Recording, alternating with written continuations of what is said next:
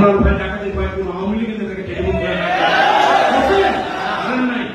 আমরা মামলা হবে 5 তারিখের আগে রংপুরে আমাদের বিরুদ্ধে হত্যা মামলা সহ আমার নামে 21টা মামলা হয়েছে, আর সবার নামে মামলা হয়েছে আমাদের। আমরা ভয় পাই না, আমরা কোন আওয়ামী লীগের নেতাকে টেলিফোন করি নাই। আজকে আওয়ামী লীগের নেতারা 5 দিন পর্যন্ত আমাদের টেলিফোন করতে পারে, কান ফাটা এত কিসের ভয় আপনাদের? দীর্ঘ 17 বছর 4.5 বছর আলো বাতাস দেখি আমরা ঘরের কোনায় ফোন দিয়েছিলাম, অনেকে নেতা কর্মী এরকম অবস্থা হয়নি আমাদের। কোন আওয়ামী লীগের নেতা কর্মীর কাছে আমাদের নেতারা আত্মসমর্পণ করে নাই।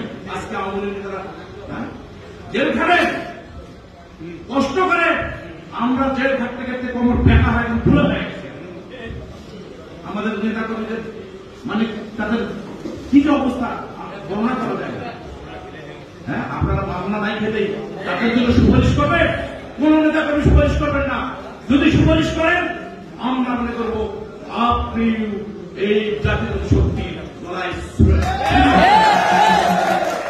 যারা কষ্ট করেছে, যাদের কষ্টের টাকা এই দলের মধ্যে ব্যয় করেছে, তাদের কষ্ট আছে। যারা আওয়ামী লীগের সঙ্গে আঘাত করছে তাদের কোনো কষ্ট নাই। আমাদের এই অনুভূতির জায়গা হাত দেবেন না।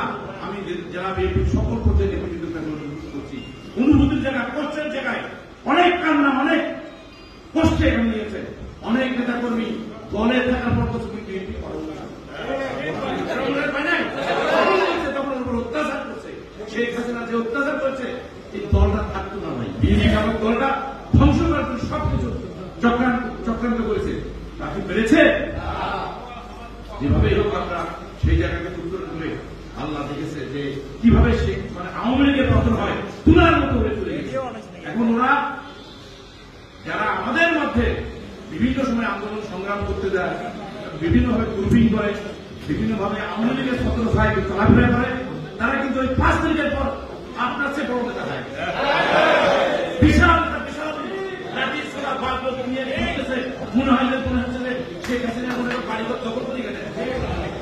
আমাদের নেতাদের খুবই বড় কারা? জাতীয় পার্টি আওয়ামী লীগের চিনার পাটনার। ওই ভাইদের উদ্দেশ্য বলতে চাই, রংপুর জেলা বিএনপি সুসংগঠিত। এই রংপুর জেলা বিএনপির মধ্যে কোনো ভেজাল নাই।